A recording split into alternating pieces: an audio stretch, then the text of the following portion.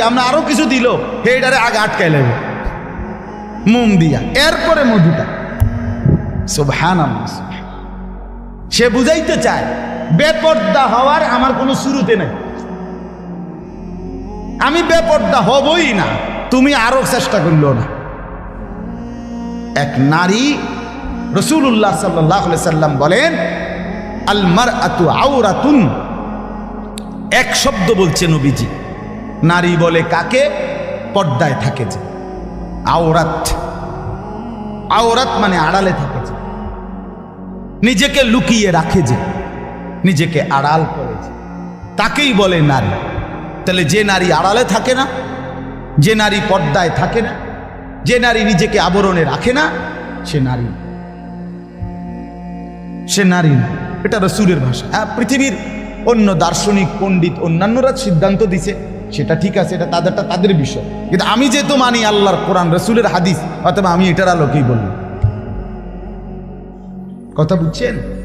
এই জন্য ভাইয়া, আমরা প্রত্যেকেই আখিরাতকে সামনে রেখে, আমাদের মৃত্যু পরবর্তী জিন্দিগিকে সামনে রেখেই আমাদের জীবন হিসাব করতে হবে। দোস্ত আমার, খামখেয়ালি করলে হবে না, গাফলতি করলে হবে না। আমি স্বীকার করলেও কবরে যাইতে হবে, অস্বীকার করলেও কবরে যাইতে হবে, হবে কি না বলেন? আমি হাসতে হাসতেও মরতে হবে, আমি যদি দুঃখের সাগরেও থাকি তাইলেও আমি মরতে হবে। আমি যদি মৃত্যুর দিন পর্যন্ত সুস্থ থাকি তবুও মরতে হবে। আমি যদি শেষ দিন পর্যন্ত অসুস্থ থাকি তারপরও আমাকে কি করতে হবে? মরতে হবে কি না বলেন না?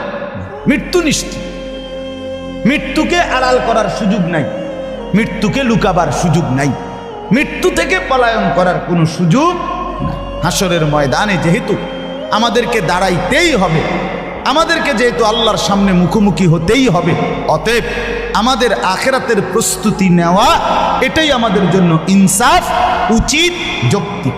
আল্লাহ তাআলা আমাদেরকে বুঝার তৌফিক দান করেন। এবার তর্জমা শোনেন, তাইলে আমার কথা শেষ। আমি কয়েকটা আয়াত পড়ছি। আরে ভাই, ওনারা আর তো আপনারা তাকানের কি দরকার? আমি প্রথমেই বললাম কিছু তো অসুবিধা থাকবেই। মাহফিলে সবর করা কঠিন, এটা তো ছোট মাহফিল। বড় মাহফিলে আরো পেরেশানি, এই বুটওয়ালা, বাদামওয়ালা, চটপুটিওয়ালা।